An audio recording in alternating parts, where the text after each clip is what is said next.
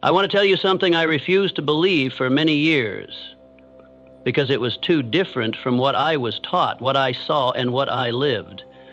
But I can't keep it to myself any longer. Because if I once walked through days full of struggle and still couldn't touch the feeling of abundance, then I know you, the one reading these words, might be walking a similar path. And if you truly listen, if you truly allow yourself to believe something different, something that was never taught in school or written in accounting books, everything will change. I used to think that in order to be wealthy, I had to do a lot. I had to wake up early, stay up late, carry heavy burdens, endure things I hated, and believe that one day, when it's enough, I would be rewarded. That was what I was taught. Hard work is the only road to success. But what about reality? I have seen people work their whole lives, labor 3 times harder than others, yet still not have enough. I used to be the one waking up at 5 a.m., writing everything down, working without rest, and yet my bank account was just enough to scrape by. Then I started to notice something that defied all logic. There were people who, simply by being present, money seemed to find them. They weren't in a hurry, they weren't desperate, they didn't sweat blood and tears in the traditional definition of success. They simply attracted. I didn't understand that until I started to look at money in a completely different way. No longer as a number, no longer as a reward, but as living energy. That's right. I want you to think of money as a sentient being. It's not persuaded by those trying to chase it. It's drawn toward those who vibrate at the same frequency, those who carry within them a state of I am ready. And that was when I realized wealth is not the result of effort. It is the response to energy. When I changed the way I thought about money, I also changed the way I felt about it. I no longer saw it as an outsider, cold and distant. I began to see it as a friend who only comes when you create a space to welcome it with gratitude and serenity. I no longer went after money. I began to let money come to me. I no longer made plans to capture it, but instead asked myself, how can I become the kind of person that the energy of money loves to be around? You may ask me, how do I change the energy within myself? And I will tell you this. You don't need to learn some mystical religious ritual. You just need to change how you feel about yourself. When you wake up feeling abundant, feeling worthy, feeling like life is a fertile field rather than a battlefield, that is the moment you start vibrating at the frequency of wealth. And you'll see, from places you never expected, opportunities will come. People you never planned for will offer help. Invitations to collaborate will naturally find you, not because you tried harder, but because you became someone with the right energy. I tell you this not because it's easy to believe. I know you may still doubt, because I once did. But I share it with you as someone who has lived in both worlds, the world of effort and the world of vibration. And I can honestly tell you, the second world is not only more pleasant, but far more effective. Because you no longer trade your life just to survive. You simply live in alignment with your abundant self, and everything else starts to revolve around you like a mysterious gravitational force. I'm not saying you don't need to work. I'm saying the energy you bring into your work determines the real value you receive. If you work from a state of fear, rush, and lack, you are broadcasting that frequency, and the universe will return to you similar scenarios. But if you work from a place of joy, passion, and a deep belief that you are creating real value, you are aligning yourself with the flow of wealth. You may not feel this in just a day or two, but like planting a seed, you only need to keep nurturing, because wealth doesn't come from the first sowing, but from the one who is consistent in tending to their energy every day. And at some point, as you're walking peacefully in your own serenity, you'll look back and realize money is following you. No need to call, no need to chase. You just need to be you, the highest vibrating version of yourself. I want you to remember this. Money does not respond to begging. It responds to frequency. Let every morning you wake up be a gentle declaration to the universe, I am ready to receive. And then little by little, you'll see Wealth is no longer something distant. It becomes a reflection of the person you are becoming. And I know if I once didn't believe, but now I get to live this truth, then so can you. All it takes is for you to allow yourself to believe. All it takes is for you to choose a new path, not one of bending and burdening, but of walking open-heartedly with the energy of someone who is already abundant from within. And I will walk with you, one part at a time, one chapter at a time, to tell you everything I've learned on this journey. Because I believe money never chases anyone. It is drawn to those who have awakened their energy. I realized something that changed the entire way I live and earn money. The outer world is not the cause of what I experience. It is merely a mirror that reflects precisely what is vibrating inside me. Not many people believe this right away because from a young age, we're taught that life is a series of objective events, that circumstances shape the person. But I'm here to tell you, circumstances don't create you. It is you, with every thought, emotion, and vibrational state, who calls those circumstances in to reflect you back to yourself. This universe doesn't operate by randomness. It operates by resonance. I used to think I was just a victim of events, that when work was difficult, when finances were lacking, it was because of the market, the customers, or bad luck. But I started paying closer attention. Within the same market, at the same time, there were still people rising above. Within the same circumstances, there were still people being offered opportunities. I could no longer keep blaming the outside when the inside of me wasn't bright enough. And from the moment I was willing to look inward, I understood it's not circumstances that create energy, but energy that creates circumstances. The universe does not discriminate, does not favor. It simply operates like an invisible mirror, extraordinarily precise. Imagine this: every emotion you carry, every thought you nurture, is a wave being emitted from you. And the universe, like a still lake, merely reflects back exactly the frequency you emit. When you carry lack, worry, insecurity within you, you're transmitting the signal, I am not enough. And the lake responds with situations that make you feel even less. But if you begin to live as if you already have, already are enough, already worthy, you will see the universe respond with matching reflections.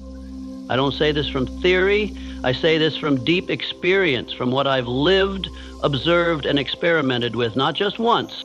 I remember clearly a time in my life when I was at the bottom financially. No income, no clear opportunities, and every morning I woke up feeling suffocated by fear. But then, because I was too tired of struggling, I began to let go. I no longer tried to rescue myself. I simply stopped and turned inward. Every morning I sat in silence and asked myself, if I no longer needed to be afraid of anything, if I truly believed the universe always worked in my favor, how would I feel? And in that state, I began to feel a new kind of energy. No more panic, no more forcing, but calmness, peace. I started sending out different signals, not through words, but through my very presence. And then strange things happened. An old friend suddenly contacted me with a collaboration offer. A small sum of money I thought I had lost was unexpectedly returned. An opportunity came from a place I had never even considered, not because I took more action, but because I became a different version of myself. And the universe was merely faithfully reflecting that version, just like a mirror always reflects the image standing before it, without judgment, without alteration, only with precision. That's why I tell you, if you want to change the world out there, you don't need to change the whole world. You only need to change the mirror in. When you raise your vibrational frequency, you don't need to climb to reach anything. You just need to be still and let all that already belongs to you find its way to you. I know this may sound mystical, especially to those trained in logic, science, and action-oriented thinking, but remember this: even modern quantum physics has proven that matter is the result of energy, not the other way around. And you You are a living field of energy emitting frequency every second, every minute. If you're wondering why money hasn't arrived, why opportunities haven't opened, why you're still stuck in recurring patterns, don't rush to look outward. Look into the mirror within you and ask yourself, what am I emitting? You can't fool the mirror. You can say positive words, repeat affirmations, but if deep down you still carry fear, doubt, and a sense of unworthiness, the universe will respond to that exact emotional state. That's why so many people try all the techniques and still see no results, because techniques are only the outer shell, while energy is the true substance. I want you to start trying one small thing. Every morning, before beginning your day, take 3 minutes just to feel. Don't think about what you have to do. Don't worry about outcomes. Just feel that you are living in a world where anything is possible, and that you have the right to choose the first emotion to start your day. If you choose peace, choose gratitude, choose trust.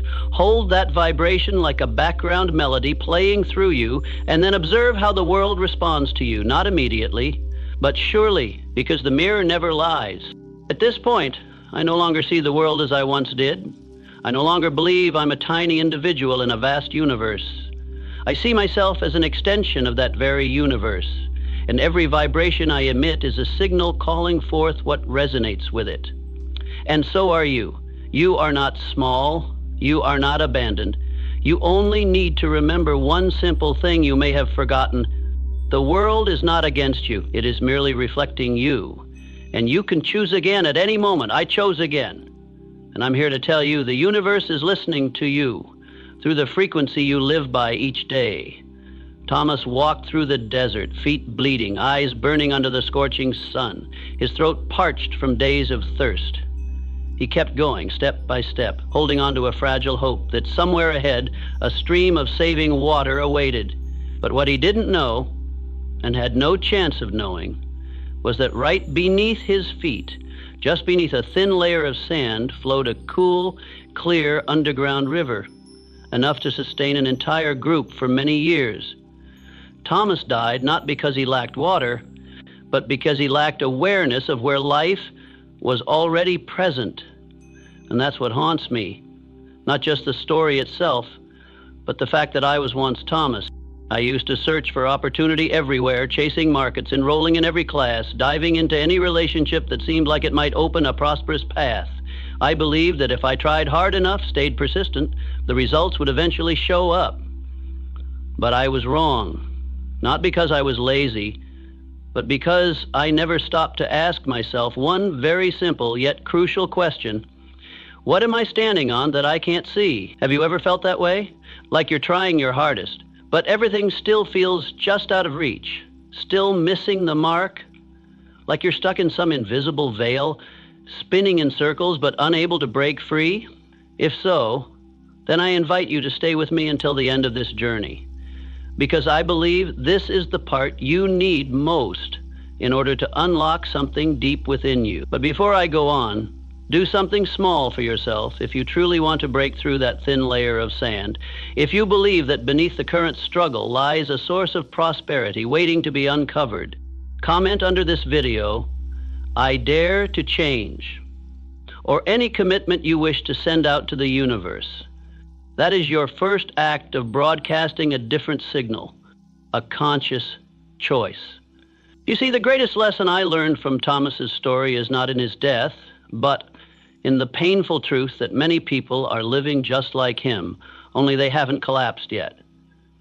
They pass through each day with a weary mind, searching eyes, and a dried-up heart, while all the abundance they need is right beneath them, within reach, yet hidden by an old layer of awareness. And that layer was not created by fate, but by the very things they've believed to be true, that wealth is hard, that money is limited, that opportunity belongs to someone else. It took me too many years to realize this. The only thing stopping me from accessing the river of prosperity was the wrong map in my mind. I had believed the wrong things. I had seen things the wrong way. And that led me astray, not from the world, but from my own capacity to receive. until I started asking different questions. No longer, how can I make more money, but instead, what in me is pushing money away? And when the question changed, the answers began to arrive. I started to recognize every thought of lack, every sentence I had repeated like a curse. I'm not good enough. I'm just not lucky. I wasn't born to be wealthy. All of those beliefs were the layers of sand covering the water. I'm not telling you this to make you feel guilty. I'm telling you so you can grasp a very clear truth. Wealth is not something you have to chase. It's something you must open to receive. And that openness begins with awareness. When you begin to see that your beliefs are the background software running every financial outcome, when you understand that consciousness creates circumstances, not the other way around, you will stop searching for water in faraway places. You'll start digging exactly where you stand. And I'm sharing this not just because I want you to change. I say it because I want you to be truly wealthy, not just in money, but in awareness, in power, in inner freedom. Because I believe this, every person who becomes wealthy makes the world a little richer too. When you no longer live in fear, you become generous. When you're no longer fighting to survive, you begin to contribute. When you're no longer trapped in scarcity, you become a source of inspiration. And I want to live in a world like that, where we don't compete to survive, but lift each other up to thrive.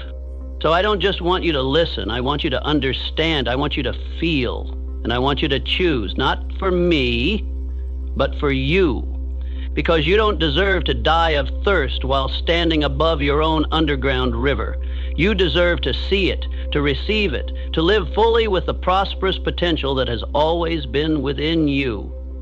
I won't promise you an easy map, but I do promise, if you walk with me to the end of this journey, layer by layer, truth by truth, you will no longer be the same person, and what you once thought was a far-off dream will become your new normal. Once again, if you're still here, if you're still listening, if your heart just ached a little because you saw yourself in Thomas, leave a commitment below. I dare to change. Because that is the first sentence that opens your water source, and I'm here to walk with you, step by step, until you no longer seek wealth, but wealth seeks you. I want to tell you a story that seems simple on the surface, but it awakened in me a profound realization. Sometimes what you're searching for isn't far away, doesn't require a new horizon or a grand journey. It may be quietly resting in the most ordinary corner of your life, just waiting for you to be awake enough to see it. Elizabeth was a young woman who inherited an old wooden box from her late grandmother. To her, at the time, the box seemed meaningless, just a pile of papers, old documents, a piece of memory that felt irrelevant to the younger generation. She stored it away in the attic where it gathered dust over the years. Until one day, for no particular reason, she opened it and discovered old investment stock certificates that had been forgotten for decades, now worth millions.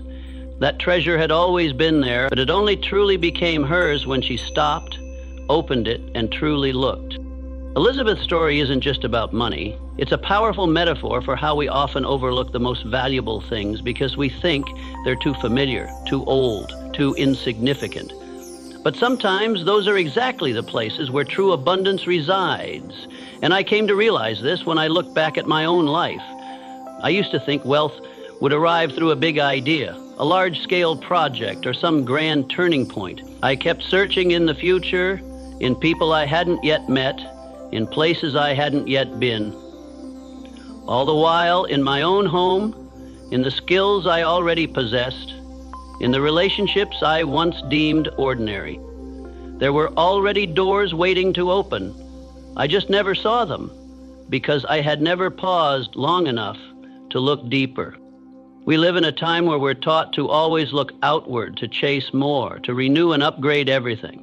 But I've come to realize there's a kind of prosperity that doesn't lie in what's new, but in what already exists, yet hasn't been seen the right way. Wealth, in many cases, doesn't need to be created. It simply needs to be recognized. Just like Elizabeth, She didn't need to do anything to make that money appear. She just had to open the box and realize what she had. I think of all the times in my life I've overlooked such boxes, a skill I dismissed, an offer I didn't take seriously, a conversation I considered trivial but that could have led to a meaningful connection.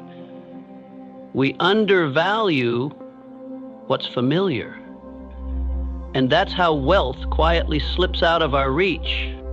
I began changing my habits. Instead of rushing toward new things, I revisited my life, the unfinished projects I had abandoned, the old friends I hadn't contacted in years, the ideas I had once dismissed as not the right time. And something strange happened.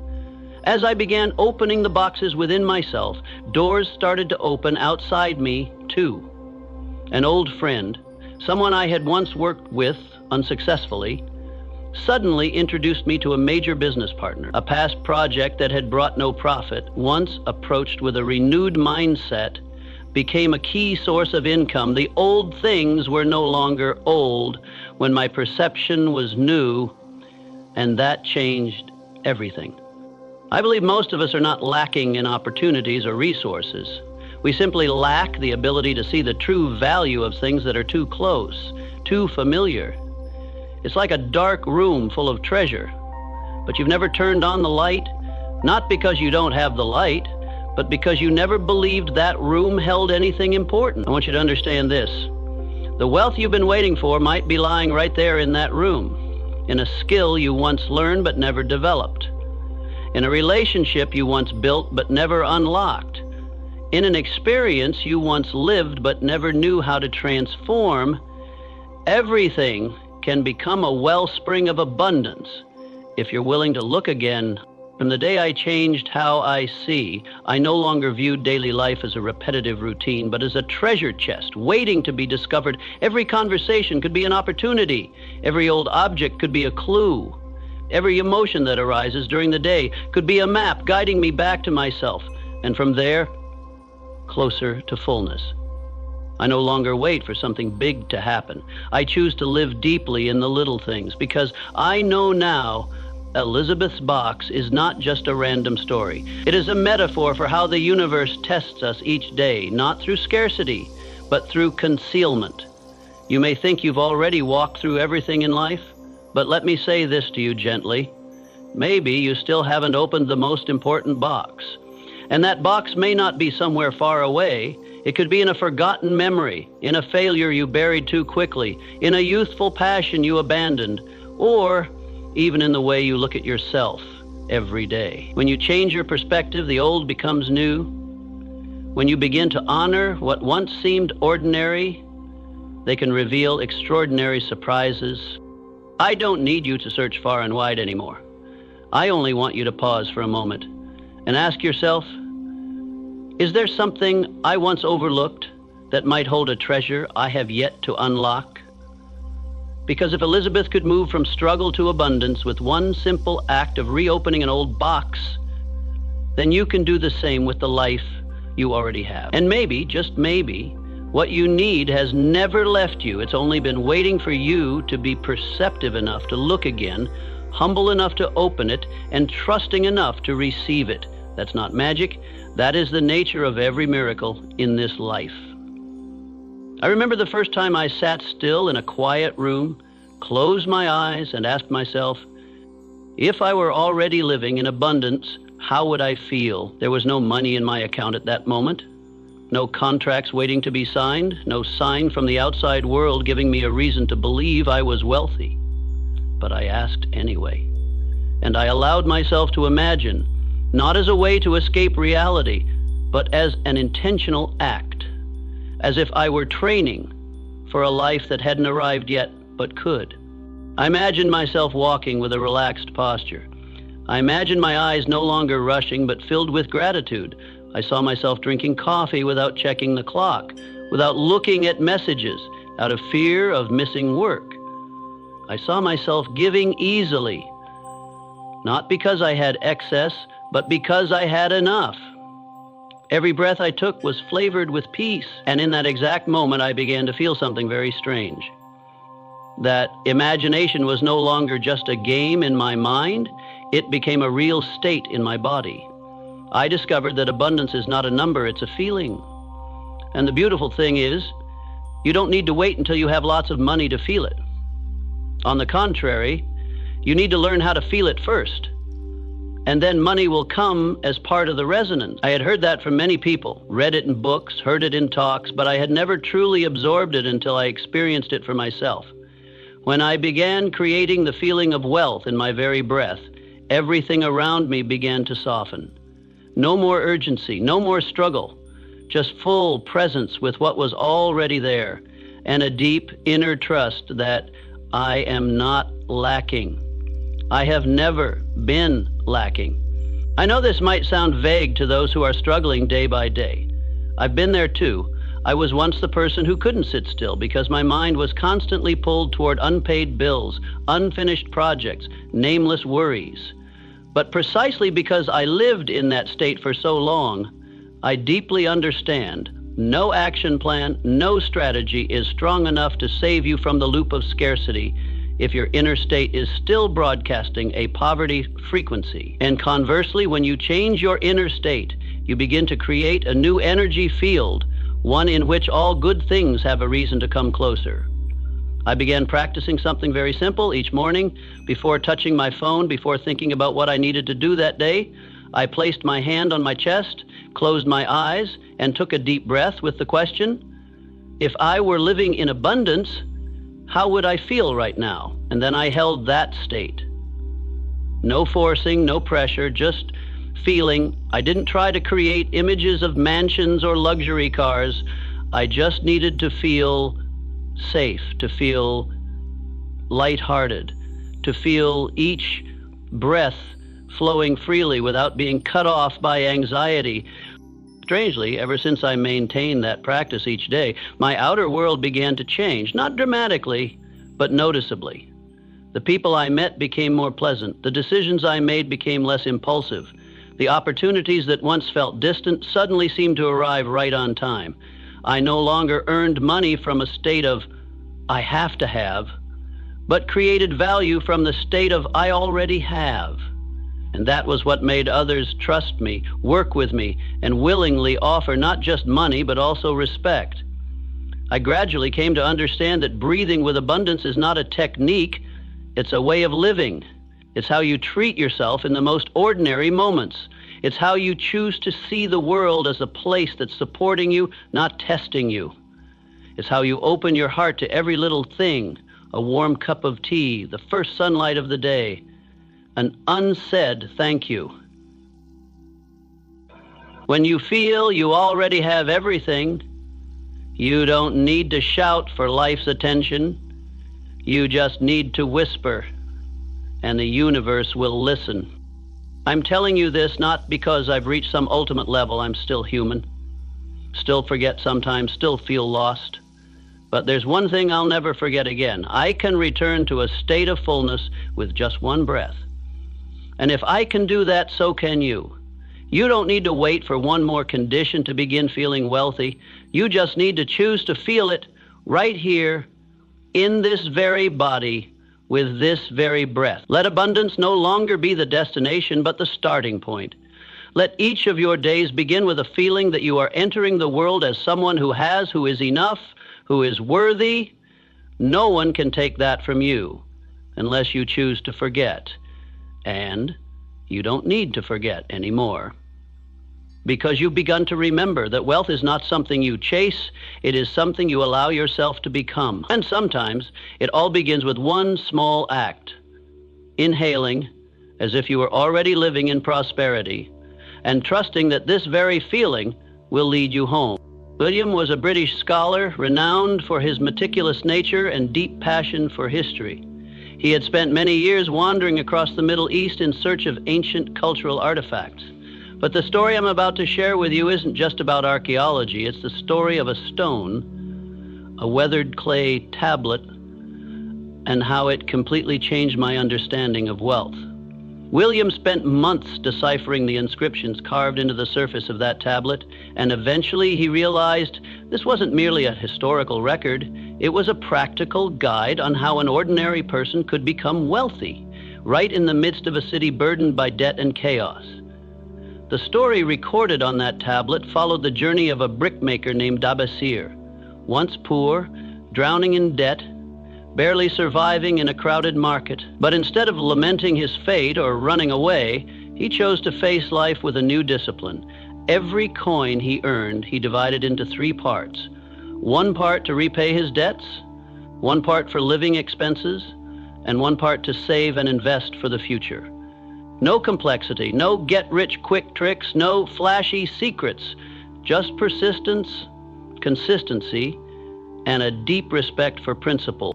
And the miracle was, within just a few years, Dabasir went from being buried in debt to becoming one of the most respected and prosperous men in Babylon. Reading that story through William's account stunned me, not because it was something I had never heard before, but because it was so simple that everyone has heard it somewhere, yet so few truly follow it. I asked myself, how many times in my life had I ignored such fundamental principles because I thought I'd do it later, or that now's not the right time? How many times had I earned money only to spend it all without keeping a single portion for the future? How many times had I said I wanted to be wealthy, yet lived as if everything existed to serve my immediate feelings? I realize that it's the small principles, if preserved as sacred laws, that can transform a person's life completely.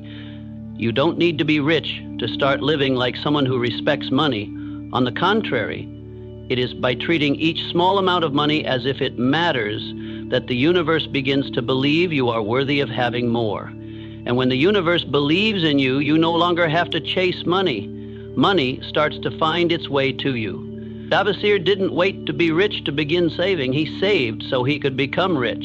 And that is the lesson I relearned, not from a modern financial expert, but from a clay tablet over 2,500 years old.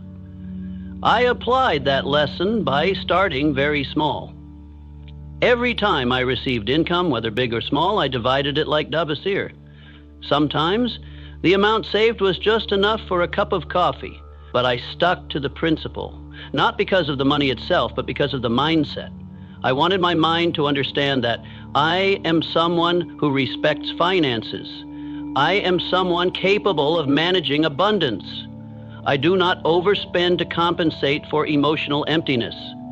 I keep a portion because I trust I will need it for greater opportunities ahead. And do you know what happened?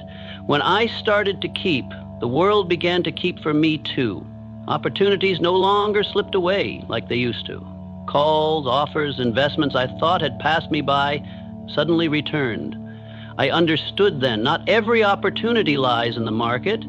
Some only come to those with discipline. And discipline is the one thing you can start today, no permission required. William didn't just translate an ancient script.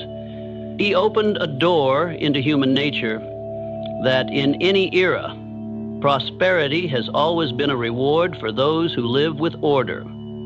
I used to think wealth was a matter of timing and luck. Now I understand it's a matter of character. And nothing reveals character more clearly than how you treat what you already have, whether it's 10 small coins or an unexpected fortune. I'm not telling you this to paint a fairy tale.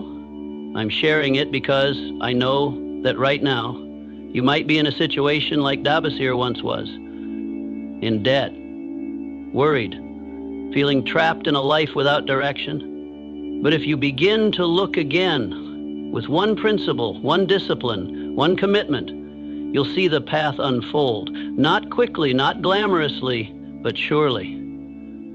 Because real wealth doesn't come from speed, it comes from direction. When William closed his journal about that stone tablet, he wrote a final line that struck me deeply. Some of the greatest secrets don't rest in high places, but lie buried beneath the dust of forgetfulness. I thought about that line for a long time, and I want you to remember this. It's not that the world lacks guidance, it's that we've forgotten how to read it.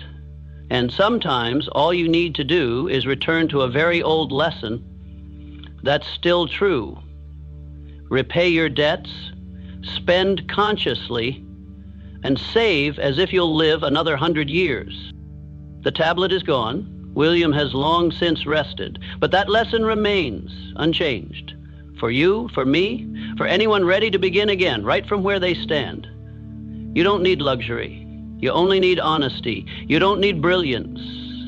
You only need commitment. And if you are patient enough to live by principle, you will no longer need to seek wealth. You will become an essential part of it.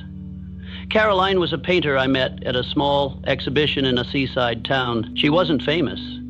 Her work didn't appear on magazine covers, and no upscale gallery represented her. But there was something truly special about her paintings, something words couldn't quite capture, something you could only feel.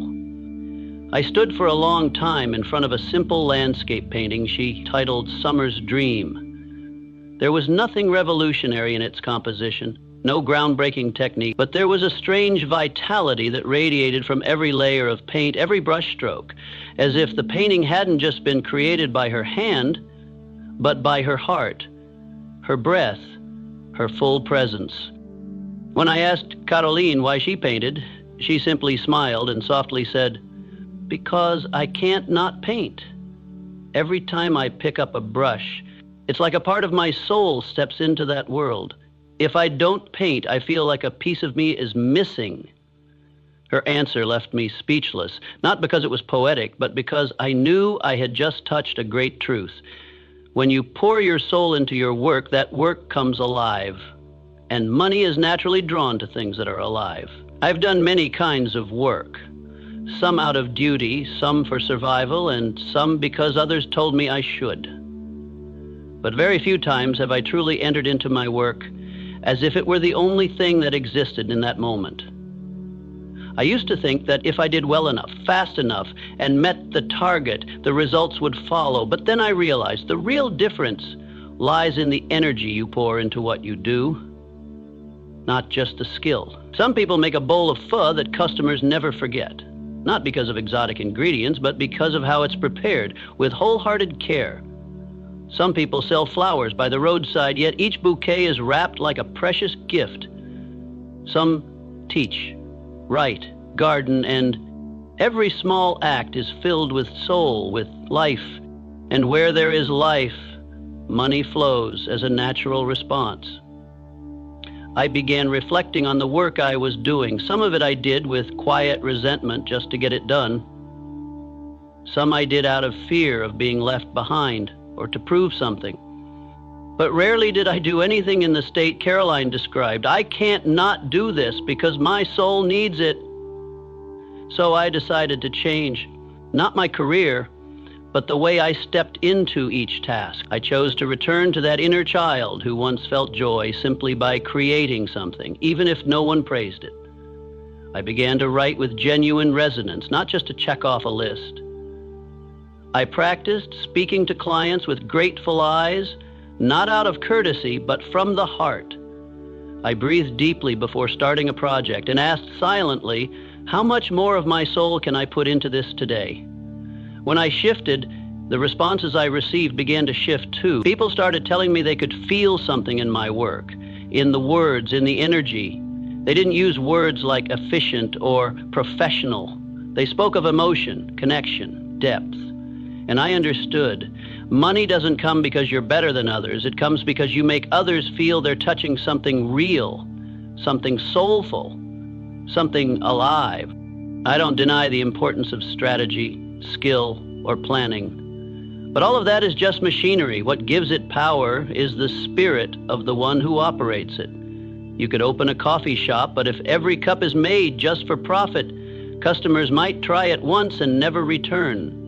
But if you brew that cup with sincere care, as if you're offering a piece of your life, people will come back, and they'll bring others. The difference is in the invisible layer, and it's that layer that creates sustainable, visible outcomes. Caroline taught me that profound lesson, not through speeches, but through her silent presence in every painting.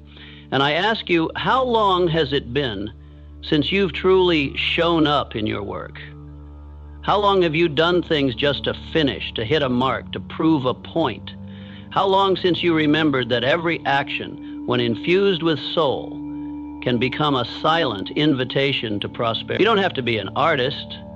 You just have to be someone who lives and works authentically. And authenticity is the strongest language this world is always listening for. Caroline didn't become rich overnight, but her paintings began to sell for more, not because she was better at marketing, but because people wanted to take that energy home. They weren't paying for an image, they were paying for a feeling, a depth, a soul. And I believe if you begin showing up to your daily work with that same spirit, you too will become an irreplaceable source of energy.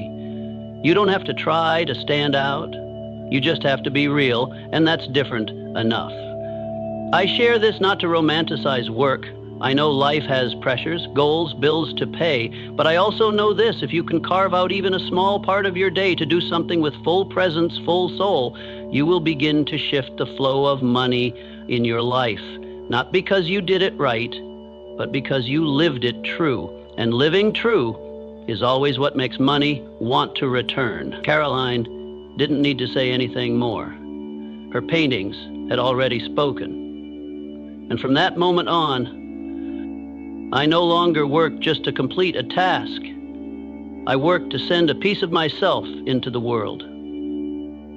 Because I know now, that alone, not any plan, is what truly attracts money. I still vividly remember the feeling of the day I received the very first coin earned from work I truly poured my heart into. It wasn't lucky money. It wasn't something my parents gave me, and it wasn't a paycheck from a regular job. It was a coin I created with my own hands, from my own energy, from the genuine quality I delivered, and from an act I had devoted my full spirit to. But what I remember most was not its value. It was the strange sensation when I held it in my hand, as if it was glowing, as if it was breathing. For the first time in my life, I realized money has a soul. Before that, I used to think money was just a tool, a means to buy, to pay, to accumulate. It seemed cold, emotionless, and tied to calculations. But when I held that first coin, earned from something I loved doing, I felt like I was touching a living stream of energy. It was not just an object. It was recognition, a signal from the universe saying, you gave something valuable, and this is its symbolic return. I no longer saw money as a goal. I saw it as a natural result, a flow of energy that goes out and returns. I remember I didn't spend that coin right away. I left it on my desk for a whole week, not because I was being frugal, but because I wanted to feel more deeply what was happening. Every time I looked at it, I recalled the eyes of the person who gave it to me, grateful, sincere eyes. I remembered how I felt after completing that work, not exhausted, but quietly exhilarated, deeply fulfilled. And I thought, if I could create one coin like that, I could create many more. But what mattered wasn't the quantity. It was the aliveness each coin carried. Have you ever really stopped to feel whether the money you hold carries anything with it? Does it have a soul, a texture, a presence, or is it just tired, hurried paper coming and going like wandering winds? I ask not to make you feel guilty, but to remind you, we have the right to form a new relationship with money, a relationship that is grateful, truthful, and alive. I began to look more carefully at how I used money. Before, I spent automatically whenever I had a need, saw a good deal, or found an opportunity. But after that first coin, I asked myself, what energy did this money come from? And when I spend it, what am I sending it into? I no longer bought things just because they were cheap if I didn't truly need them. I stopped spending on places that left me drained, like meals eaten just to escape sadness or items bought to fill emotional voids. I wanted each coin I spent to also carry living energy, to be an extension of my creativity, my gratitude, and my conscious choices. I began to call money by different names. I called it an exchange stream. I called it a confirmation. I called it the echo of value delivered. And from then on, every financial action I took carried rhythm. Money no longer felt foreign. It felt like an extension of myself. The way I received, kept, and spent it began to reflect clearly how I was living, loving, and believing in my own worth. If I simply chased money without paying attention to my inner state, money would come and go quickly, like a guest who doesn't feel respected. But when I began welcoming it with love, creativity, and gratitude, I felt that money began to love me back. It came not from force, but from attraction. Like any truly beautiful relationship, it arrives with deeper reason and stays through sincerity. I never forgot that first coin. Later, I placed it in a small frame, hung it on the corner of my workspace like a symbol, not to show off, but to remind myself every day that money can be the result of a soul living in alignment. And you don't have to be exceptionally talented, famous, or already wealthy to feel that. You just have to put your real self into the work you do, just once, and you'll feel it. And once you've felt it, you'll never want to go back to the old way of chasing money again. I'm telling you this not to romanticize money, but to show you that in a world that often feels dry and transactional, there's still room for a beautiful relationship with it. A relationship that breathes, speaks, and listens. Money is not just something you earn, it's something you walk alongside. And if you want to change the flow of finances in your life, don't start with the numbers. Start with the feeling you get when you look at a coin you truly created from your heart. I believe you can create a coin like that, and many more, not through tricks, not through competition, but through the way you live in truth with your inner values. Because when you offer real value, the world always finds a way to respond with abundance, sometimes beginning in the smallest way, like a single coin. But inside that coin lives a soul just waiting for you to recognize it. And once you do, you'll never see money the same way again. You'll know. Money also lives, also loves, and longs to stay near those who know how to live fully in their truth. I used to think that an inheritance was something you received from a wealthy family member, a house, a bank account, a large business, or at the very least a tangible asset you could sell, trade, or use to jumpstart a new beginning. I used to quietly resent my fate for not being born into a well-off lineage. I looked around and saw friends being supported, guided, handed an entire foundation, while I had nothing but two empty hands and a blur of distant memories from the past. And I lived for years in a victim mindset, not realizing that this very mentality was keeping me from accessing a far greater, deeper kind of inheritance, a spiritual legacy. Henry was the one who awakened me to this. I met him in a quiet rural town, a place I had escaped to in order to take a break from the noisy pace of city life.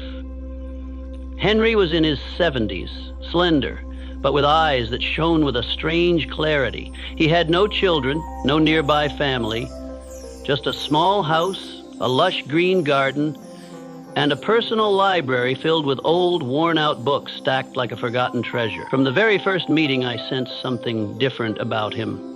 Not material wealth, but an energy that was calm, grounded, and deep. It was as if he had understood something that the rest of the world was still frantically trying to find. One afternoon, when I asked Henry what he had done all his life to attain such peace, he didn't answer right away. Instead, he led me to his reading room and quietly opened an old wooden box. Inside were not money or legal documents, but handwritten letters, hundreds of them written by Henry to himself over more than 40 years. Each letter captured a lesson, a failure, a hidden emotion, or a moment of insight. "This is my inheritance," he said. "No one can inherit it by taking it. They can only inherit it by learning to live." I was speechless, because for all those years I had sought validation from the idea of a perfect family, a noble background, forgetting that the true inheritance is what you receive from the spiritual experiences of those who came before you, if you are humble enough to learn, mature enough to acknowledge, and wise enough to carry it forward. Henry didn't leave me money, but he left me something beyond measure, a deep realization that I was never empty-handed. I began to remember my grandmother, who once taught me to cherish every small coin and never to speak of poverty, no matter how poor we were. I thought of my father, a man of few words who lived a life of unwavering integrity until his final breath. I remembered my mother, who folded her pain into meals filled with love, never letting me go hungry even when she had only a few thousand dong left in her pocket. Each of them left behind an invisible kind of wealth that I had overlooked in my haste to chase the material. Henry gave me a new concept, a spiritual energy account. You can't see it, but you can feel it. It lives in how you respond to adversity, in the attitude you choose after failure, in the inner voice that speaks when you face a hard decision. Every moral value, every loving lesson, every profound experience passed down to you is a silent investment made by those who came before you. The only question is, have you noticed enough to use it? I began to look at the bloodline within me, not from a genetic perspective, but from a spiritual depth. I wrote down the lessons I'd never recorded. I sat down with living family members, not to ask how much money they made, but to listen to what they had overcome. I searched back through even the smallest memories, and for the first time, I felt rich. Not because I possessed, but because I was connected to a stream of lived experience passed to me through the lives of others. Henry passed away not long after that. He left nothing behind but his letters and an old guitar. But every time I pick up that guitar, even though I don't know how to play, I still feel one thing clearly.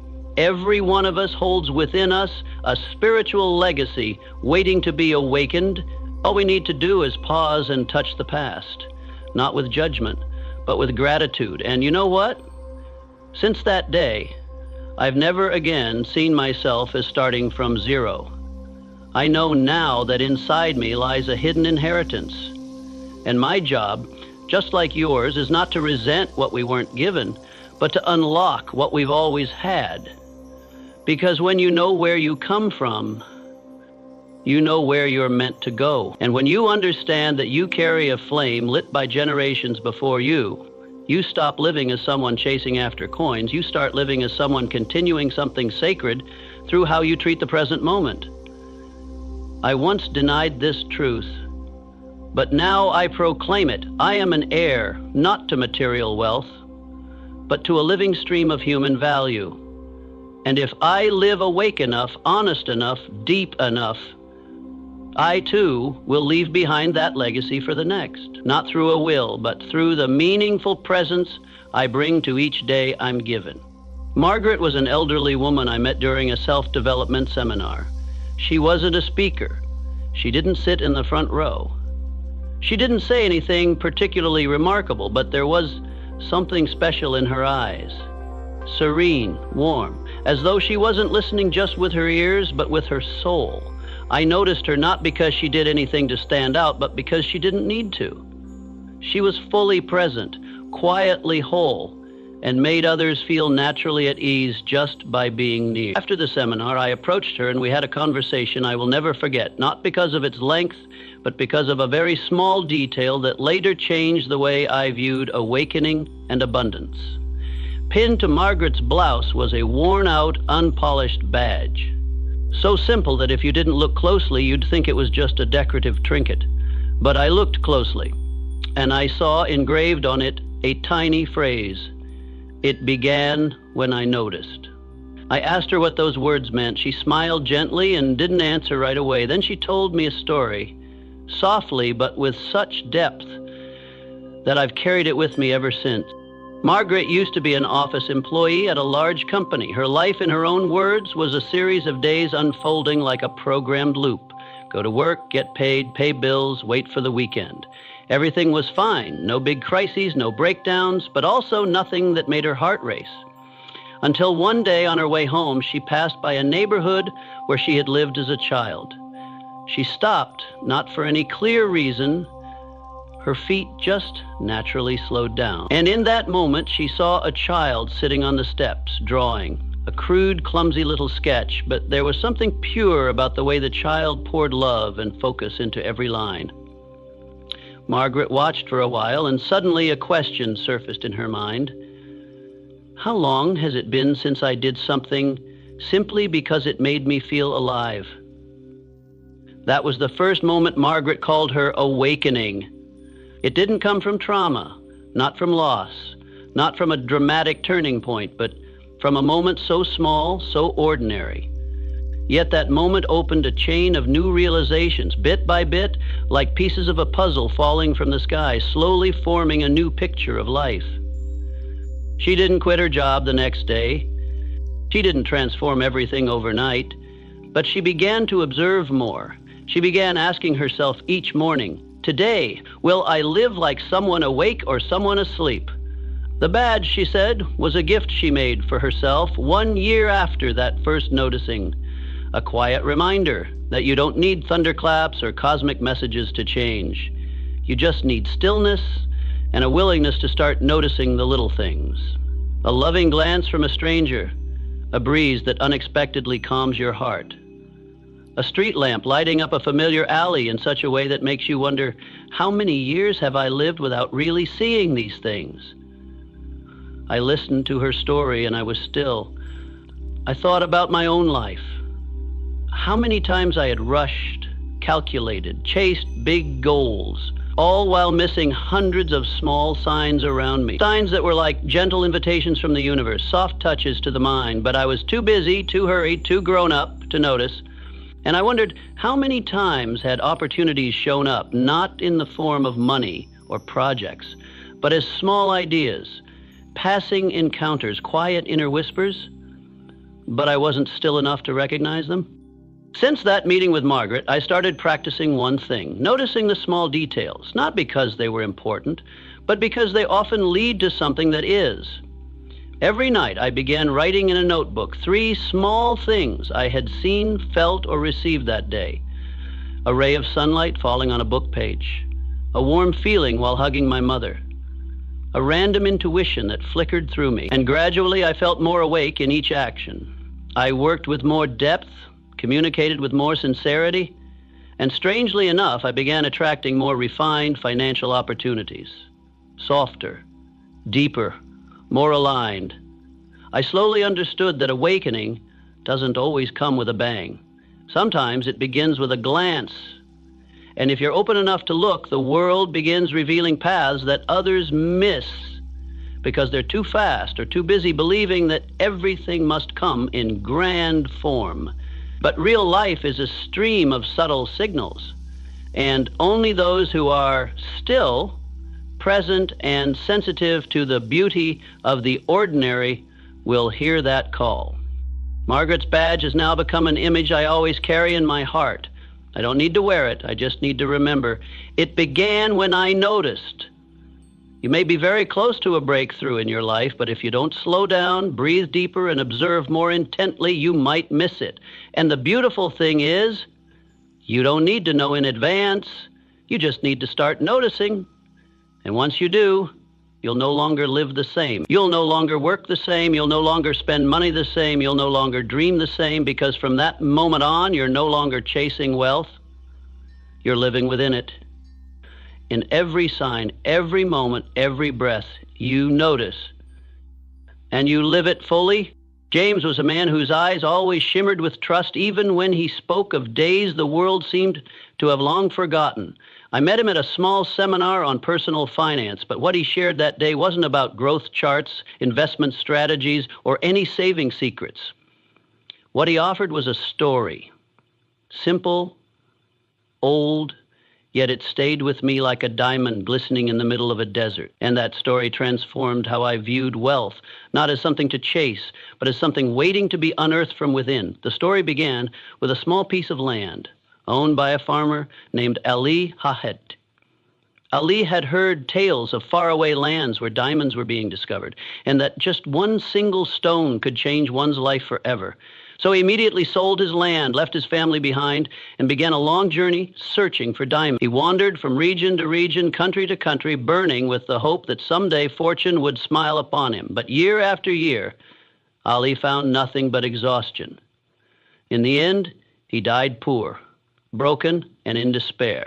The heartbreaking twist was this: after Ali left, the man who purchased his old land, yes, the very land Ali had abandoned, one morning while watering the plants near a stream, discovered a dark, gleaming stone.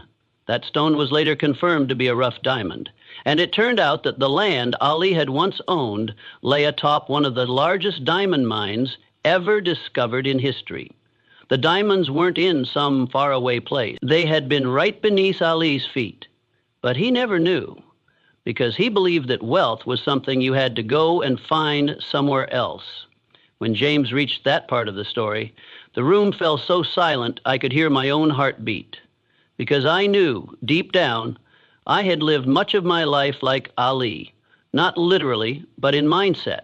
I had spent years searching for more fertile ground, somewhere out there, a better job, a more perfect relationship, a quicker business opportunity. I thought, maybe I'm in the wrong place.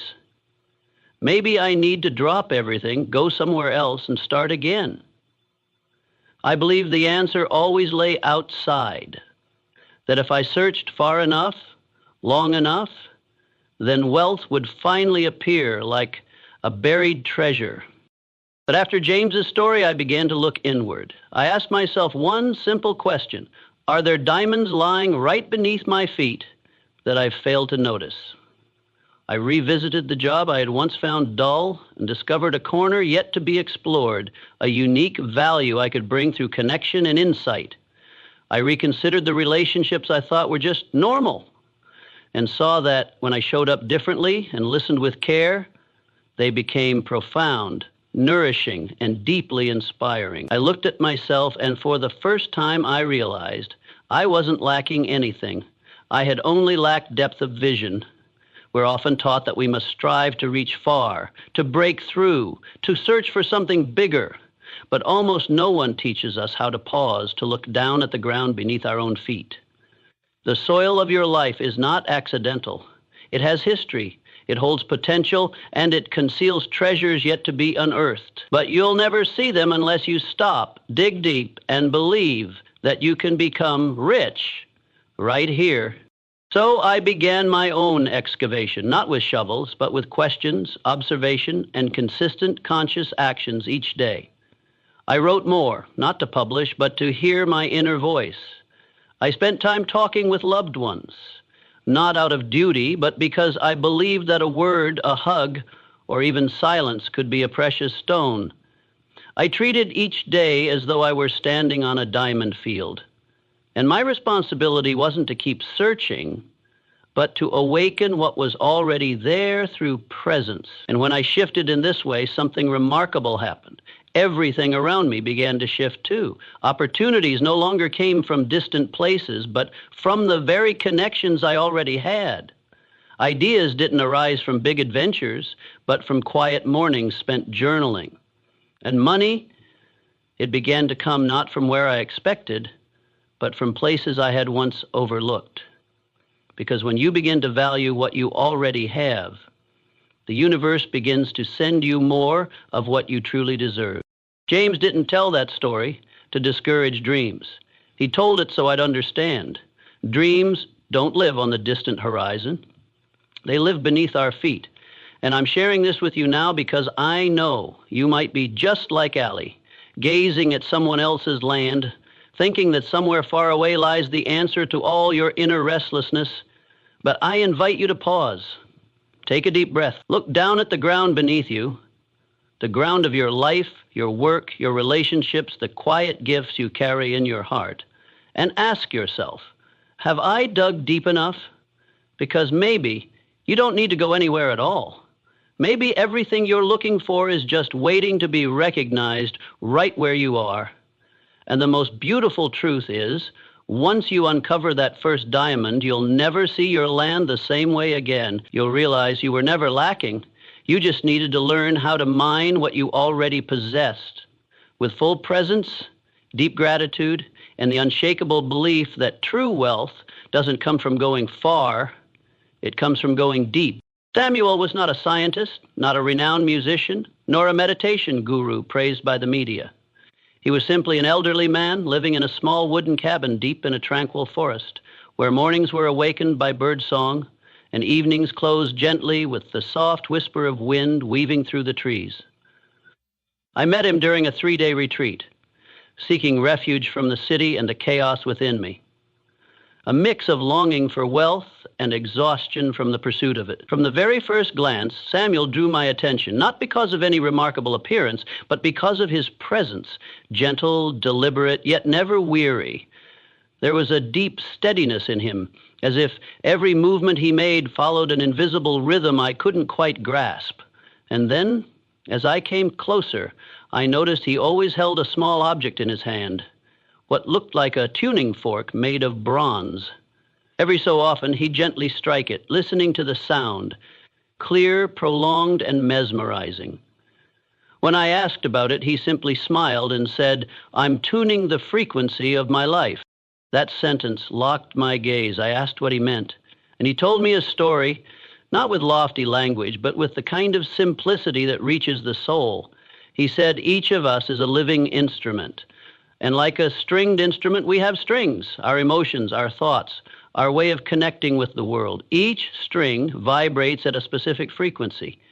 If we don't know how to tune them, they go out of sync, and our life becomes a dissonant melody. But if we learn to listen, to adjust, to pause and tune the strings, we begin to live in harmony with our true frequency. And then we don't need to chase attraction, we become it. He said money is no different.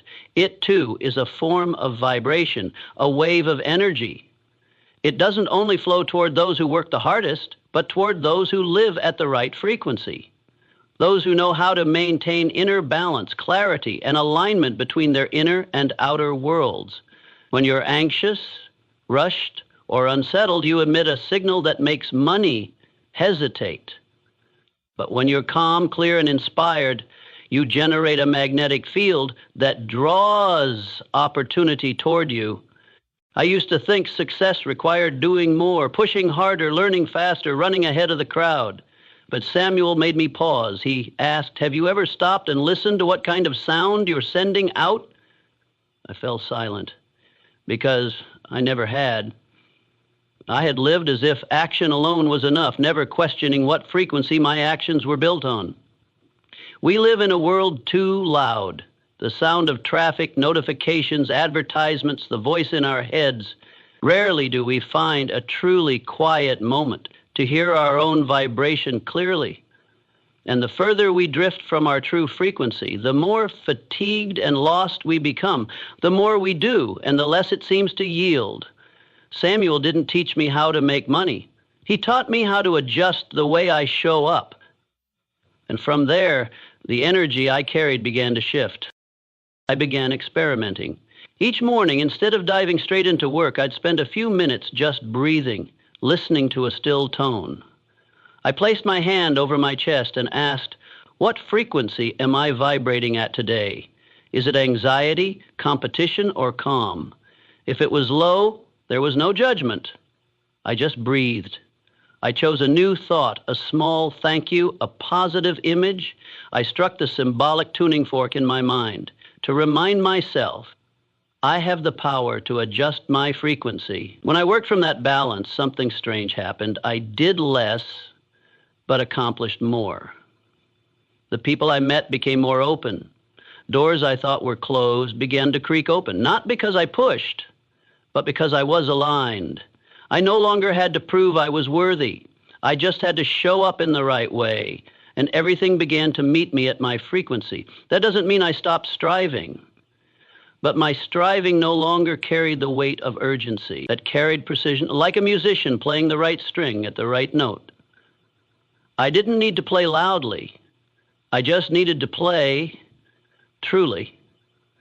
And the world began to hear me, not because I stood out, but because I resonated.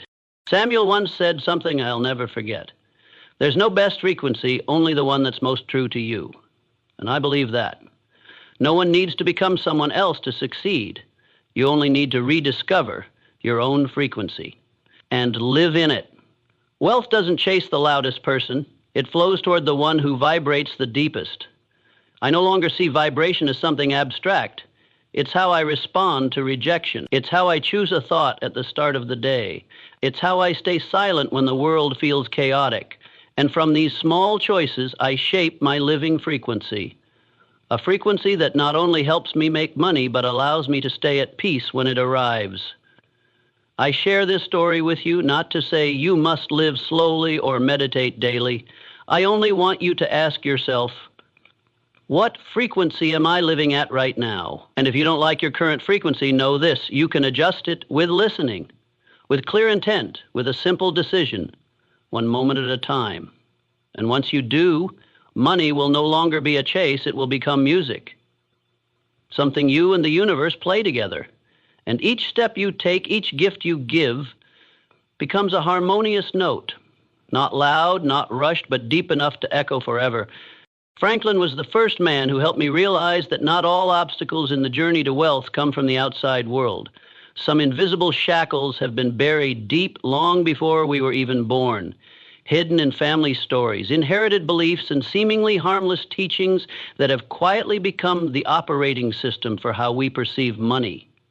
I met Franklin at a talk on financial psychological inheritance, a concept that was still quite new to me at the time. And after that event, I began a journey I never thought I needed, the journey of digging into my own history. Franklin opened his talk with a sentence that made the entire room fall silent. You can't become wealthy if deep down you believe that rich people are evil. He shared that he had grown up in a working-class family. His father was a blacksmith, his mother a laundress, and his entire childhood was filled with sayings like, "Money is the root of all evil. The rich are all exploiters. And to get rich, you have to do something wrong." These sayings were never explained. They simply existed as truths in the air of his family home. And Franklin believed them, just as most children believe their parents, that they were true. So when he grew up, even though he was hardworking, intelligent, and highly regarded, Franklin could never seem to break through a certain income ceiling. Every time he had an opportunity to expand his business, invest, or take a risk, he stepped back.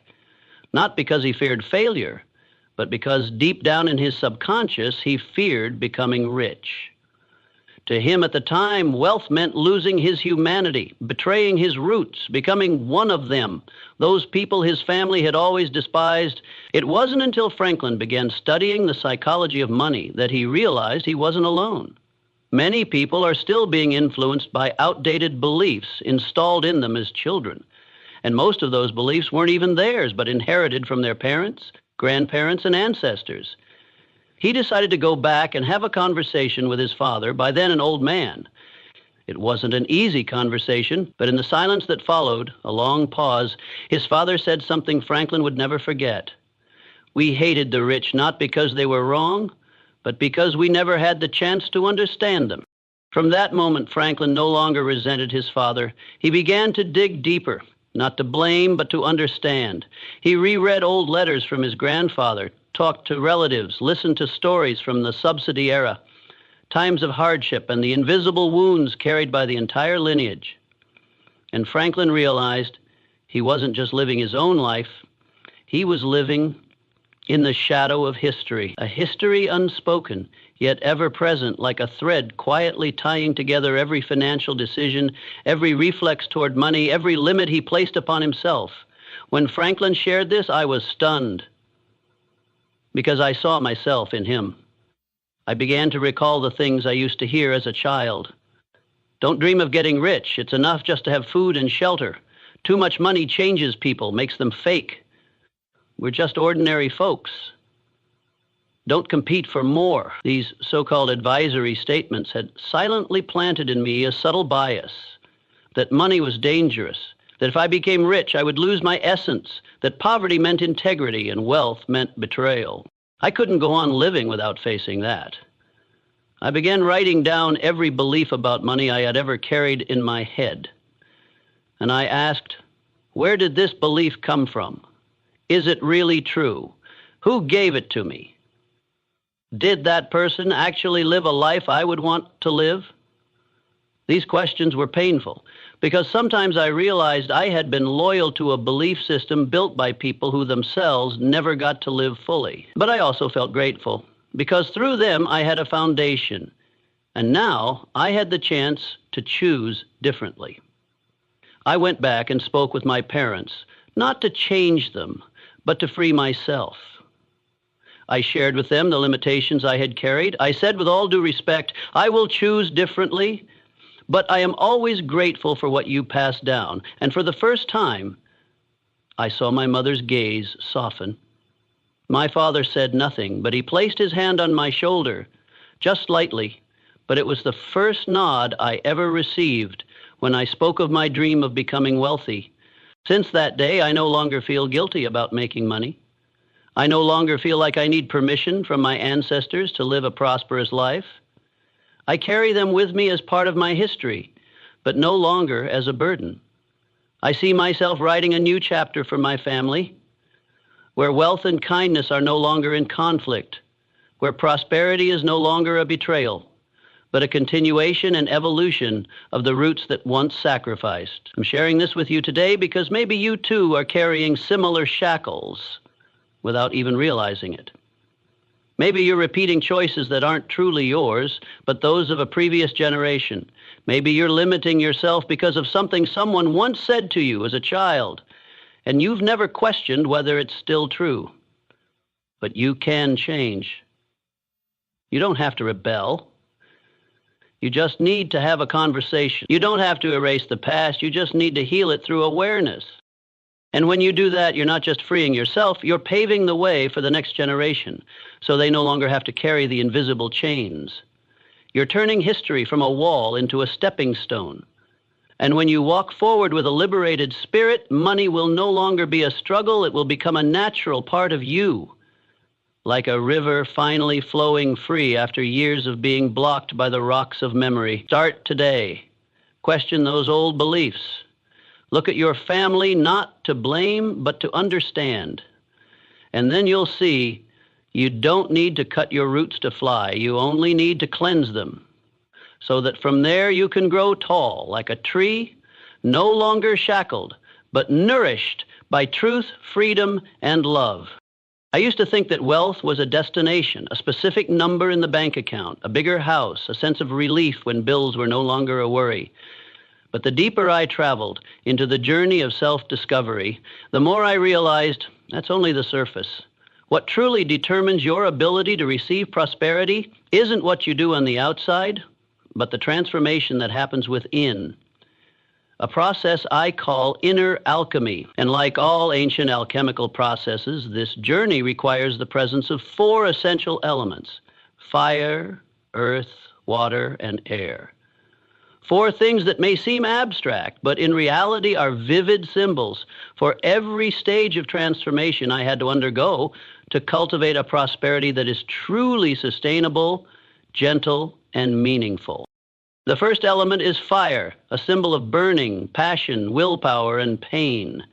I remember clearly the phases when I was cornered, when the money was gone, trust was shaken, and all my plans had collapsed. That was when fire arrived, not to consume me, but to burn away illusions. It forced me to confront my old self, the one who chased wealth with urgency, pressure, and fear.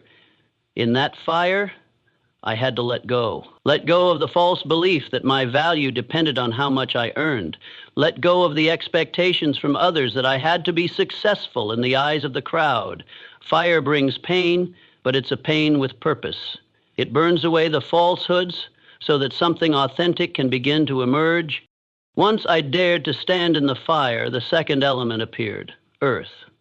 Earth is roots, structure, stability, and discipline. I began relearning how to organize my life, not haphazardly based on inspiration, but grounded in foundation and order. I rebuilt my personal finance system, learned how to budget, manage cash flow, and most importantly, keep promises to myself. Earth didn't give me the high that motivational videos often promise, but it gave me a solid foundation to stand on even when financial storms rolled in, and I understood. To be sustainably wealthy, you can't rely on fire alone. You need earth to plant, to hold, and to keep from being swept away by your own passion. As I started to feel inner stability, the third element emerged: water. If fire burns and earth builds, water softens, heals, and reconciles. This was the phase where I had to face my emotional relationship with money. I wrote a letter to money itself and discovered that for years I had harbored a vague guilt whenever I held it, as if I didn't deserve it, as if being wealthy meant betraying my identity. Water taught me forgiveness. Forgiveness for the past, for mistakes, for the times I spent recklessly just to fill an emotional void. I learned to talk to money like a friend, not a tool. And I began to feel ease and flow. Opportunities came more gently. Decisions were no longer driven by fear, but by understanding. The final element is air, pure, invisible, yet the breath of everything. Air is faith, it's vision, it's the energy you emit. When you're no longer trapped by fear or consumed by blind ambition, I began to understand that truly wealthy people aren't just richer in money. They operate on a different frequency. They live in an energy field that makes others want to collaborate, to open doors, to trust them. I'm not speaking of the law of attraction in a mystical sense. I'm talking about the internal state you carry when you're light enough to rise, confident enough to persist, and clear enough to stop proving yourself. Air helped me expand, not by adding more to my plate, but by opening my heart, by learning to trust in a current larger than myself.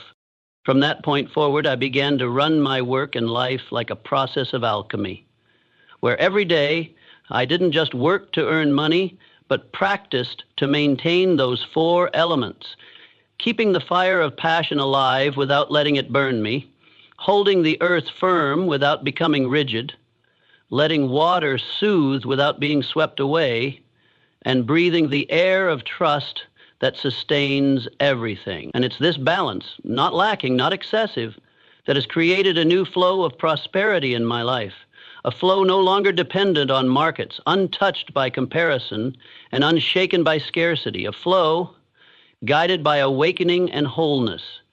I no longer think I need $1 million to feel wealthy. I feel wealthy when I can sleep peacefully without faking who I am tomorrow. I feel wealthy when I can choose partners based on alignment, not desperation. I feel wealthy when I can turn down a great opportunity because I know what's truly best for me. And what I want to share with you today is not some magical method to get rich. It's an invitation to begin your own inner alchemy. Ask yourself, what is my fire? What am I burning, and am I letting it consume me? Examine, is my earth strong enough to hold what I want to build? Listen, is the water in me flowing gently or being suppressed? And reflect, the air I'm breathing, does it carry faith or anxiety disguised as ambition? Only when all 4 elements are nourished can you create gold. Not just in your bank account, but in every lived experience. Because true prosperity is not in the materials you collect, but in the energy you radiate. And once you master that energy, money is no longer the goal, it becomes a companion. Gentle, honest, and deeply meaningful. For many years, I lived with a vague belief that if I just do good, the universe will eventually reward me with what I deserve. I thought that as long as I worked hard, stayed kind, had dreams, then one day my time would come.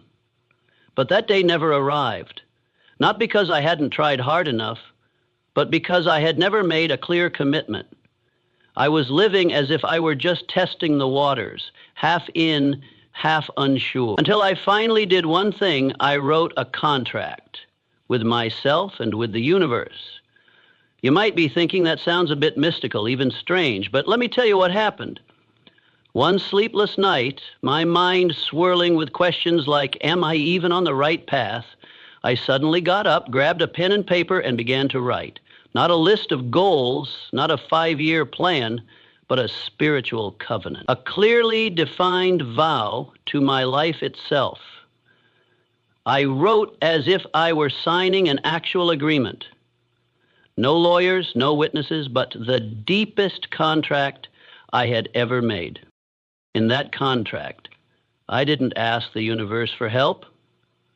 I declared I choose to live a prosperous life. I choose to use my talents, devotion, and kindness to create value. I commit to not retreating when challenges come, to not living by laziness or fear, and to not abandoning myself. I will walk as if what I desire has already begun, because I know The universe always responds to the seriousness of my intent. Those were the opening lines. And when I finished writing, I didn't feel relieved. I felt a tremor, as if I had activated a signal and something on the other end was listening. From that day forward, I began living like someone who had signed a real contract. I stopped procrastinating. I stopped saying, I'll try, and started saying, I will do it. I no longer asked whether the world was fair. I asked, have I kept my word? When I worked, I showed up with a level of presence I had never accessed before. No more just get it done, but do this as if it were a vow. I no longer begged the universe for chances. I acted as if the opportunity had arrived, and I had to prove I was worthy of holding it. And the strange thing was, everything began to shift. Opportunities came, but not as lucky breaks. They came as the ripened fruit of dedication. Others sensed the change in me, not because I spoke louder or seemed more skilled, but because I was clearer. When you are clear about the life you choose to live, the world responds as if it just received your transmission. I've come to believe the universe does not reward the most talented. It rewards the most committed. Seriousness here is not stiffness, it's wholeness. A steady intention that does not waver, a grounded inner certainty that does not depend on others' validation to believe in one's own worth. When you are serious about your path, you walk differently. You rise early not because of an alarm clock, but because something inside you won't let you stay in bed. You care about your work, not because someone's evaluating you, but because you know this is the imprint you are leaving on the universe. The contract I wrote isn't just something to reread occasionally, it's something to live. It speaks through every behavior, every word, every decision. It becomes a reminder when I feel tempted to quit, a beacon when I drift off course, a checkpoint when things feel uncertain. And every time I honor that contract, I feel a flow aligning between me and life itself. No more tug of war, no more struggle or demand. Instead, cooperation, resonance, a sacred rhythm of you take a step, I'll take a step. I was no longer walking alone. I also realized you don't have to be spiritual to understand the power of commitment. Even in everyday life, we respect those who keep their word, trust those who are clear, and collaborate with those who know what they want. So why would we live without commitment to ourselves? Why act as if we can just try it out, wing it, see what happens?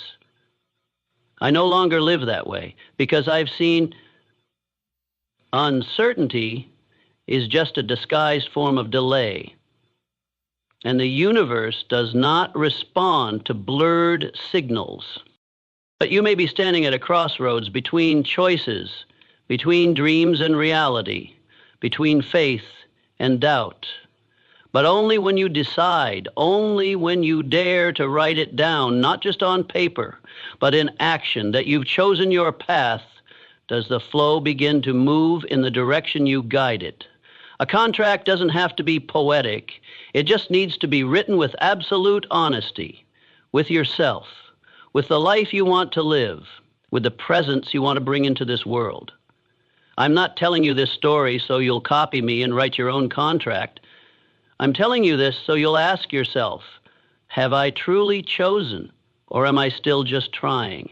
And if you have chosen, are you serious enough to live as if the universe is listening to every step you take? I don't believe the universe is some divine being handing out rewards, but I do believe it is a perfect system of reflection. It mirrors the energy you emit, the beliefs you carry, the actions you repeat. And when you broadcast signals of clarity, kindness, commitment, and consistency, life cannot ignore you for long. I know, because I've lived it. And I hope that from this story you'll begin to live not as if one day is a vague dream, but as if one day is something you are constructing, hour by hour, decision by decision, promise by promise kept to yourself.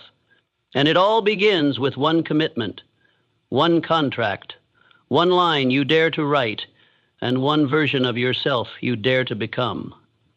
George was a man I met on a long journey, far away from the city, from the noise, from the modern world's chaos. By conventional standards, he wasn't rich, no big bank account, no fancy house or car, no social media to showcase anything. Yet something about George held my gaze. Maybe it was the calm in his eyes. Maybe the unhurried way he walked across the cracked earth. Or maybe it was the moment he poured the last drops of water from his empty bottle for a complete stranger, rather than saving them for himself. That day, the sun was scorching. Our group was hiking across a barren mountain path, and our water supplies had nearly run out. When we stopped to rest, I saw a local man, sunburned, frail, trembling from exhaustion. He couldn't speak, only held out a shaking hand, pleading silently for water. George stood beside me, having just taken the final sip from his bottle. I still had a little water left in my backpack, but instinct told me to save it, because the journey ahead was long. But George didn't hesitate. He opened his bottle, tilted it, and let the very last drops fall into the cracked hands of that stranger. Not a word, not a trace of hesitation. Then he simply walked on as if the gesture were the most natural thing in the world. I was stunned, not because George was overly generous, but because I realized how long I had been living in a mindset of scarcity. That mindset made me fear losing, fear lacking, fear not having enough. It made me give conditionally, help with calculations, love with limits. Outwardly, I often said, it's good to share, but deep down, I clung tight. Not because I was selfish, but because I was afraid. And it was that fear that had choked the flow of abundance in my life more than any business failure I'd ever faced. Later, I asked George, weren't you afraid of running out of water, afraid of being thirsty? He smiled and replied gently as a breeze, of course, but I'm more afraid of becoming selfish. That sentence made me fall silent because it was the first time I heard someone define fear not in terms of material loss, but in terms of inner corrosion. George wasn't rich, but in his eyes, I saw completeness, a fullness that didn't come from what he possessed, but from what he no longer clung to. That moment changed my entire perception of giving. I used to think giving was a noble act, something you do to be a good person, a way to earn merit and receive in return. But George helped me understand. True giving is an act of liberation. It's how you release yourself from the chains of scarcity, the very root of spiritual poverty. When you give without fear of loss, without the need for recognition, without expecting repayment, you sever the deepest cord of fear, the fear of not having enough. I began practicing, in small ways, sharing knowledge I used to guard for fear of being outdone, giving away items I valued but no longer used, helping someone I didn't know simply because they needed it, smiling at a stranger even when I was having a bad day. At first, that voice in my head kept whispering, be careful, they might take advantage. What if you need that later? But gradually, that voice quieted, and something else emerged, a strange feeling. I felt myself expanding, not in wealth, but in spirit. And the unexpected happened. As I gave more, I also received more. But not from the same people I helped, not right away, not in ways I could measure. It came like a mirrored response from life itself. Good people began showing up more often. Opportunities arrived just in time. Money I thought was lost found its way back. And most importantly, I stopped feeling poor, even before I was wealthy. I'm not telling you that giving will make you rich. I'm not turning kindness into a tool. But I know this with certainty. When you give from a place without fear, you awaken a powerful field around you. That field doesn't just attract money, it attracts people, trust, and the beautiful things that were already waiting for you. Because people don't follow you because of how much you have, but because of how they feel in your presence. And there is no presence more magnetic than someone who gives freely. Because they radiate a kind of inner abundance that everyone longs to return to. George is no longer just a man in my memory. He has become a symbol, not of generosity, but of freedom. Freedom from the fear of not enough. Freedom from the mindset of hoarding. Freedom from the illusion that holding on means being safe. And since learning that, I've started cultivating a new habit, giving something every day, not because I have much, but because I no longer believe I lack. I share this story with you today not to make you feel guilty if you're not yet able to give freely, but to invite you to ask a simple question. What am I holding on to, not because I need it, but because I'm afraid? And if you dare to loosen your grip, even just a little, you might feel what I felt on that mountainside. Sometimes the last drops we give away become the first rain of a new life. I used to believe that success in the marketplace required sharp analysis, clear numbers, and strategies that could be justified with graphs. I believed that success was the product of cold, rational thinking. That is, until I met Edward, a man who wasn't good with Excel, didn't speak in complex terms, and didn't hold elite degrees. Yet he was the one person the entire market kept an eye on, because Edward possessed something no business school could teach you, a raw, sharp, almost unnerving economic intuition. I met Edward at a small seminar in a rural southern town. He arrived late, his shirt wrinkled, shoes dusty. But the moment he spoke, the room went silent. He didn't talk about supply and demand. He talked about the smell of earth after rain, about the rhythm of people moving through streets, about the strange stillness in a marketplace that seemed normal. He said, "If you live with a market long enough, it starts whispering to you, not in words, but in rhythm, in intuition." I never forgot that sentence. I used to scoff when people mentioned gut feelings. I trusted planning, data, SWOT analyses, but time and again I failed despite having the right time, right people, right product. Still, things collapsed. So I asked Edward why some of my perfect projects still failed. He simply asked, "Did you hear that quiet voice yet?" I was confused. What voice? He pointed to his chest. "The one in here. Not emotion, not fear, not excitement, a calm whisper, sometimes paradoxical, but unmistakably clear."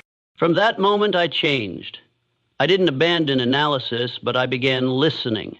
Before every decision, I stopped rushing to conclusions based on numbers. I sat quietly, not searching for reasons, but for alignment. There was a time I almost invested in a real estate deal that everyone said was a sure win. But when I stood on that land, I felt a tightness inside, not from obvious risk, but because it lacked rhythm, like a living body without a pulse. I walked away. 6 months later, the project stalled due to local conflict. That was the first time I truly listened to the wordless voice inside me and let it lead. You might call it luck. But the more I experienced, the more I understood, intuition isn't magic. It's the intelligence of the subconscious that's been trained. Every day you observe, every failure you reflect on, every moment you are fully present in your craft, builds a nervous system that can sense what the eyes can't see. Edward wasn't mystical. He simply lived so deeply in his market that it ceased to be a chart and became a living rhythm. And he listened, not with his ears, but with full body attention. I share this because I know you felt it too. Moments when you're about to do something and something inside says, "Not quite right," though you can't explain why. Moments when you meet someone and instantly trust them without proof. Moments when an idea burns within you, not because it's trendy, but because it fits your essence. Those voices. And when you learn to trust them, to train yourself to tell the difference between intuition and fear, you won't need to chase markets because you'll become part of them. Once I understood that, I lived differently. I moved slower. Not out of laziness, but to listen. I worked deeper, not to compete, but to synchronize with life's rhythm. I said no to things that looked right and chose what felt aligned. Over time, I realized the market doesn't reward the smartest person. It rewards the most sensitive one. Sensitive to timing, sensitive to hidden needs, sensitive to yourself, so you don't betray the voice inside. Edward didn't impress me like a successful guru. He reminded me of something I had always possessed, but forgotten. the ability to feel, an ability we all have if we dare to be quiet long enough to hear it. And the paradox is, the quieter you are inside, the clearer you read the chaos outside. The more you let go of control, the more you can control what truly matters, your direction.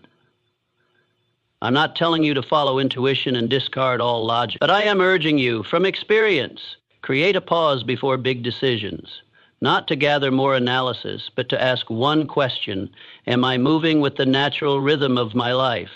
Because when you're in rhythm, things open. When you're not, even right logic feels wrong. And that was Edward's lesson, not a method, not a formula for wealth, but a reminder. The wordless voice is always whispering within you. The question isn't whether it exists. The question is, are you quiet enough to hear it? Walter was an old architect, silver-haired, bright-eyed, and spoke so slowly that each word felt like he was carefully placing a brick on a blueprint. I met him one cold winter at a small seminar on designing living spaces. I wasn't there for work, just curiosity.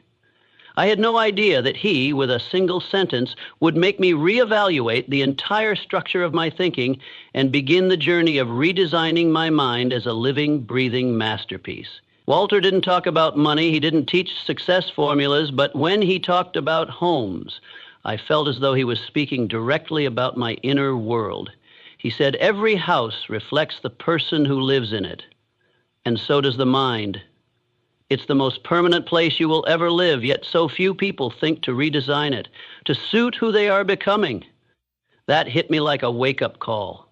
I had never seen my mind as a structure I could actively reshape. I had been living in it like a temporary renter, patching cracks here and there, making do, hoping time would fix things through distraction or forgetfulness. But Walter didn't live that way. He said each morning he spent 15 minutes redrawing his inner house, meaning he reviewed his beliefs, emotions, habits, and windows of perception. If he saw a window clouded by dust, he cleaned it. If he saw a wall blocking light, he tore it down. If a corner felt tight and outdated, he expanded it with a new belief. I sat there thinking he was talking about architecture out in the world, but no, he was talking about the one inside. I began to do the same. Each morning, instead of scrolling my phone, I pulled out a blank sheet, not for to-do lists, but for redrawing the internal blueprint. I'd ask, which part of me feels dim? Which thought keeps repeating but leads nowhere? What old story is shaping my choices today? I realized my inner world was filled with temporary scaffolding, beliefs built on someone else's words, habits I kept out of convenience, and invisible walls raised by fear. And so I began to re-architect my mind. I replaced, I'm not good at this, with, I'm practicing to get better each day. I dismantled the old room called I Once Failed and built a window titled, What Did I Learn from That? I knocked down the walls of comparison and replaced them with transparent panels of self-awareness. I stopped letting old voices run the control room. Instead, I set up a new desk, where every morning I sat down with my mind and asked, what design will we live by today? Strangely, when I changed the inner structure, the outer world began to shift. I didn't try harder to be noticed. I didn't need a personal brand strategy. And yet, people paid more attention because I was more aligned. Everything I did came from a new foundation, solid, vibrant, intentional, like a beautifully designed house. It didn't need to boast. People could feel its harmony. I'm telling you this not to make you adopt a new morning habit, but to remind you, your mind is not fixed. It's a living structure, and you, no matter your age, profession, or past, can be its architect. You don't have to demolish it all, just refine it daily. Remove one negative belief. Open one creative corner. Clean one dusty memory. Add one window of hope. Before we parted ways, Walter told me, a beautiful house is one that reflects light and invites others to pause and feel something. I think that's true for people, too. When you design your mind with intention, You don't just breathe easier.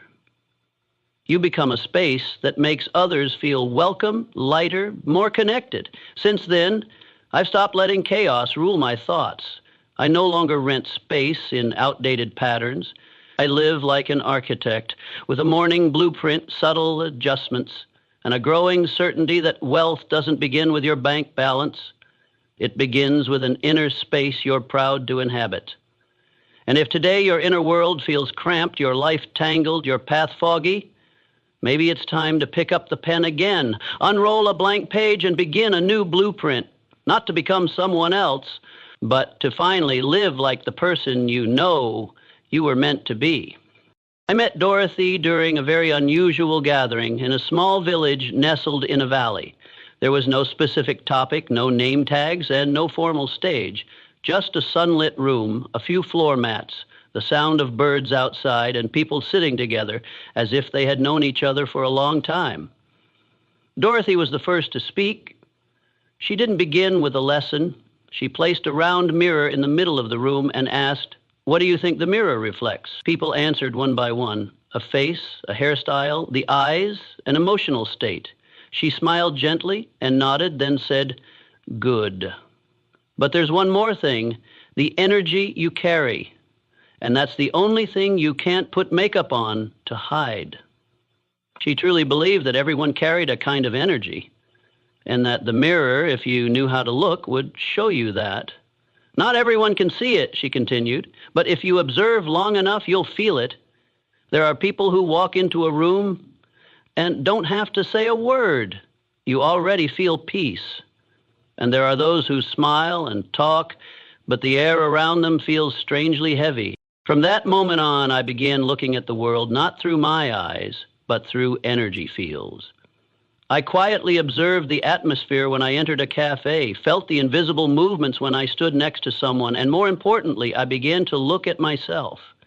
I asked, each day, what kind of energy am I emitting? Am I still talking about positivity, self-development, and goals, but internally filled with doubt, envy, and fear? Am I labeling myself as optimistic while carrying the vibration of someone constantly bracing for failure? Dorothy taught me something invaluable. The world does not respond to what you say. The world responds to the energy you carry, even if you never say a word. That changed the way I lived. I no longer tried to sound better. I didn't try to convince anyone. I focused on adjusting the energy within because I understood that was what truly shaped reality. Each morning, I begin with a question. What do I want the world to reflect back to me today? If I wanted respect, I gave respect first. If I wanted opportunity, I opened my heart to trust in guidance. If I wanted abundance, I took a deep breath and felt that I already had enough. Gradually, everything around me began to shift, not because I changed my actions, but because I changed the energy radiating from my mind and heart, and that energy became a silent signal sent to the universe that I was ready to live a different reality. Dorothy never spoke too much. She simply let people look into the mirror, not to fix their hair, but to adjust their inner field.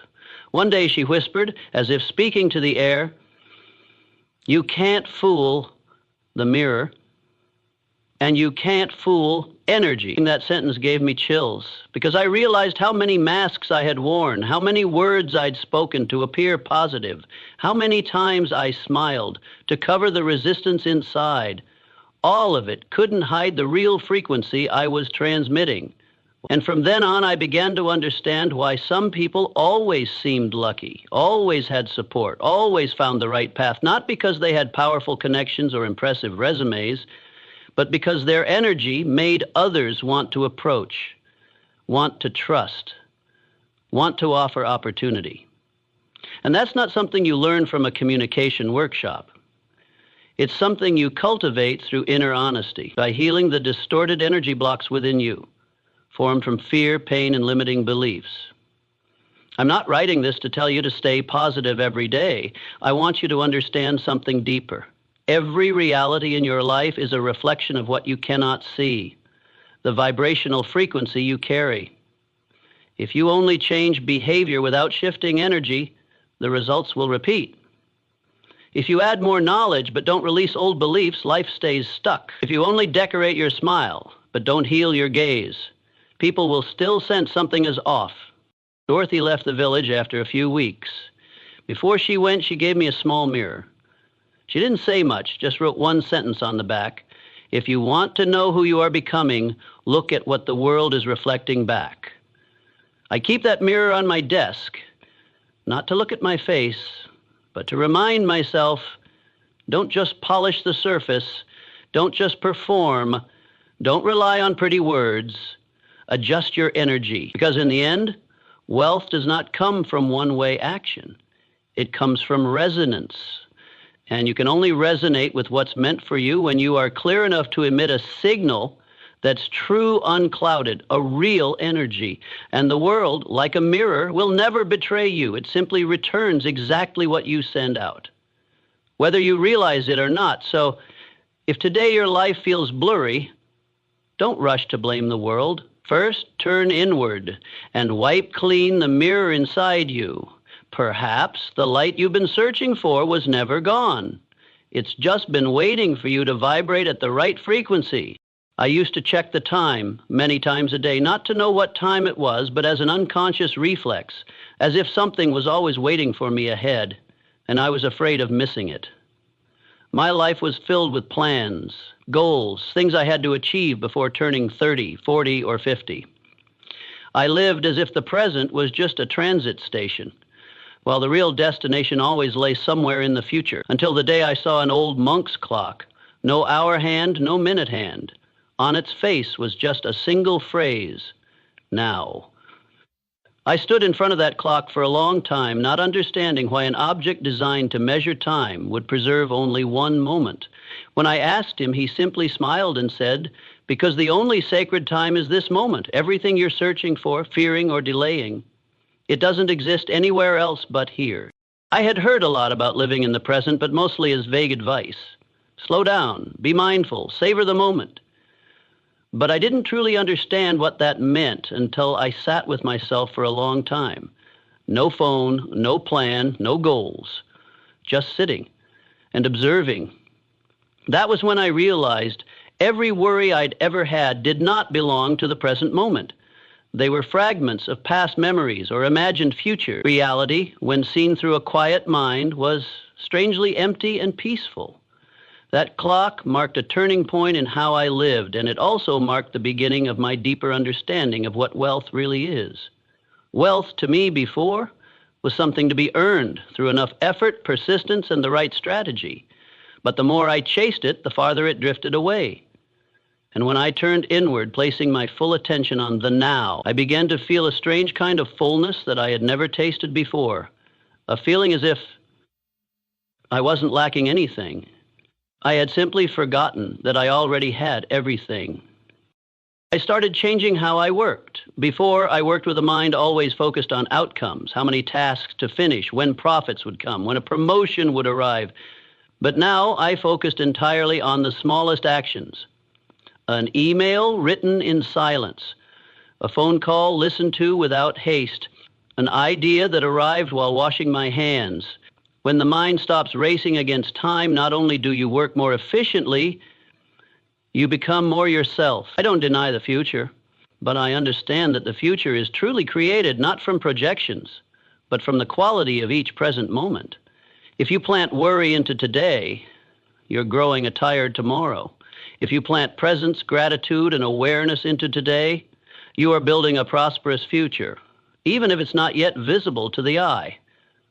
Someone once asked me, if you live too much in the now, don't you lose your ambition? I replied, on the contrary, when you truly live in the present, your ambitions become clearer because they are no longer driven by lack or competition, but by a deep connection to yourself. And that's the most sustainable kind of ambition. You no longer act to prove something. You act because that action is the only thing true to you right now.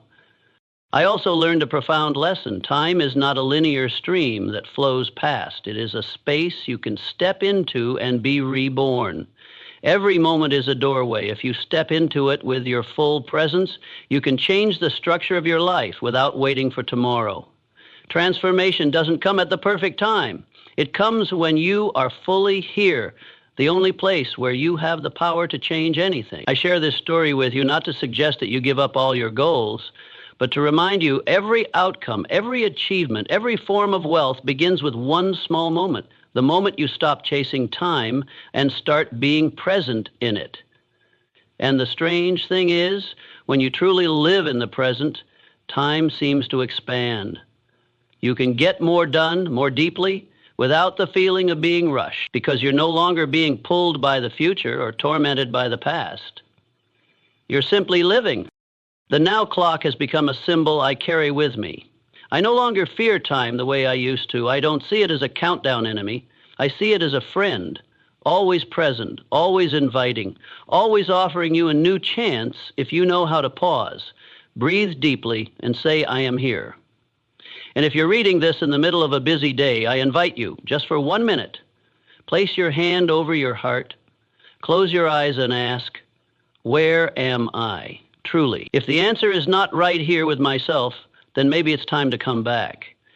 Because you won't find strength, clarity, or wealth anywhere else but in the moment you're living now. Now, it's not a time, it's a gateway, and it's always waiting for you to walk through.